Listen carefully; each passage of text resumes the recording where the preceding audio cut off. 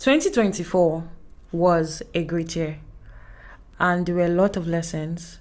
Amongst all the lessons that I learned, I want to share with you 7 of them.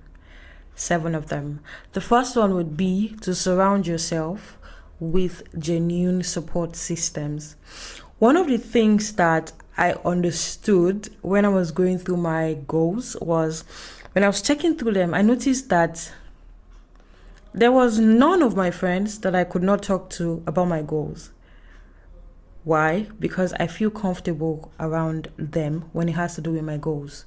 We could speak about goals, and I don't necessarily have to shrink my goal because of them.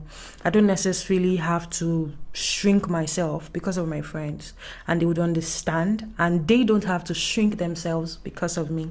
And that felt really nice. So in 2025, the first lesson I will be bringing along with me is to continue to surround myself with genuine support systems that helps me grow, support systems that enhance my growth. Have you ever had a particular goal, and just because of the people that you have around you, you are being very, very reluctant about carrying out that goal? Let's say, for instance, maybe you want to just improve the way you speak, and then you tell one of your friends, and they begin to look at you like, no, you're just forming. Like, no, don't talk like that. What's wrong with you?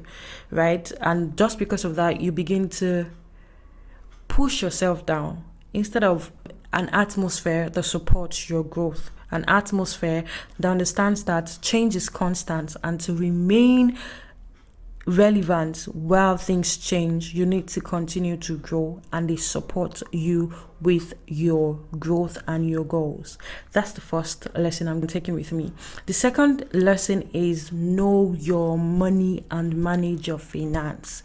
If there's anything that breaks my heart the most, is seeing people who work so hard yet are in debt, yet struggle so much with their finance. It is so heartbreaking, and I wish that a lot of people would come out of that financial struggle, not in the sense of not necessarily becoming the billionaire, but being able to manage what they have appropriately. So what I did in 2024 that I'm also going to continue doing in 2025 is listen to podcasts about finance that speaks about managing finance. Save more, no matter how little, even if it's just 10%. Read more books about finance. Maybe not so much, because my goal this year is more about mindset than finance. So I might not read as much books on finance this year as I did last year, but I will still read a few books, listen to podcasts on finance, watch documentaries on finance, managing finance. The third lesson will be write everything down. So this morning, while I was going through the cabinet in my parlor, I came across a journal. I'm going to call it a journal, even though it's just a notebook that I used while journaling in 2020. That's during the COVID period. And one of the amazing things that I found was that there were just so many things that I had written down that when I was going through it, I felt this spark in me once again. I felt that life in me once again. I remembered my why. And if there's anything that keeps any one of us going, especially in the dark days, it's remembering your why. So here is why you should always journal. And if you're someone who doesn't really like journaling, that's completely fine. I would still advise that you write down peculiar thoughts, peculiar events, peculiar things that you do not want to forget, and don't assume that, oh, I'm never going to forget because my mind is a magnet and I never forget anything. Please write down, no matter how short, even if it's just a sign that you would use to remember, even if it's just a symbol, just write it down. Then my fourth lesson is look out for yourself. If there is anything when it comes to looking out for yourself that could be difficult, it is having difficult conversations, right? Because looking out for yourself is also intertwined with having difficult conversations, learning how to say no and staying with no, learning how to speak up for yourself even when your heart is in your mouth, but you just want to keep speaking out for yourself. Look out for yourself. While I was trying to make a living in 2024, One thing in particular that I noticed was how everybody was looking out for themselves. Everybody was looking out, trying to make ends meet for themselves. And you, on the other hand, you'll be doing yourself a lot of disservice if you do not take out time to look out for yourself. I'm not saying that you should not be good. I'm not saying that you should not pay attention to other people. I'm saying while you're paying attention to other people, do not neglect you, right? Have those conversations. Nobody's going to die. I promise. Nobody's going to die from difficult conversations. I promise. So the fifth thing is be exceptionally good. There's a particular friend of mine that I have. He's a back-end developer. I would say he's a full stack, right? He's a full stack. He does both front end and back end.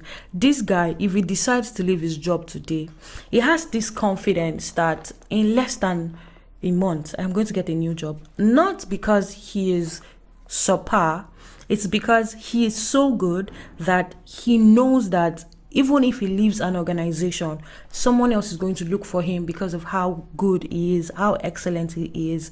He is not the kind of developer where when you give a design, you have to babysit to make sure that they do it properly. He always makes sure he completes his work in time. Not just in time, but also make sure that it is excellently done. And I so much love that about him. So be exceptionally good. When you're exceptionally good, many other things will fall in place for you. There's still the room of grace, but many things will fall in place for you when you are exceptionally good.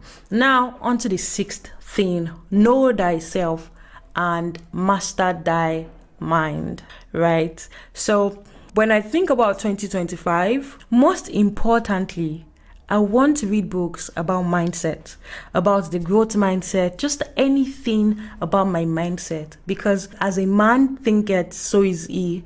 And when we understand the power of our thoughts, when we understand the power of our mindset, a lot of things will change for us.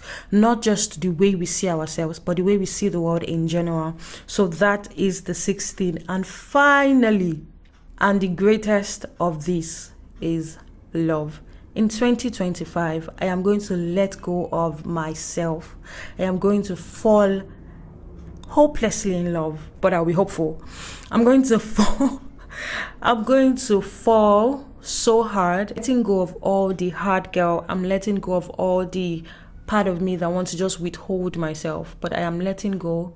I'm letting go and letting myself to fall in love, right? Because at the end of the day, things hurt.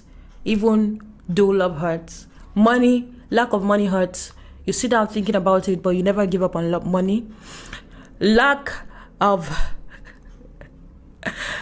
time hurts, but you sit down and you don't just say, oh, there's no time, and you don't do anything about it, do you? So this year, I am going to open up my heart to genuine love and hope that I find love. Now, because you stayed until the end, most important thing I would ever have for you, most important thought, tip, hack, call it whatever you want, that I would ever have for you is God always takes good care of his own. Don't ever forget it. Even when things are hard, God always takes care of his own. And you're his own. So relax. Happy New Year. Bye-bye.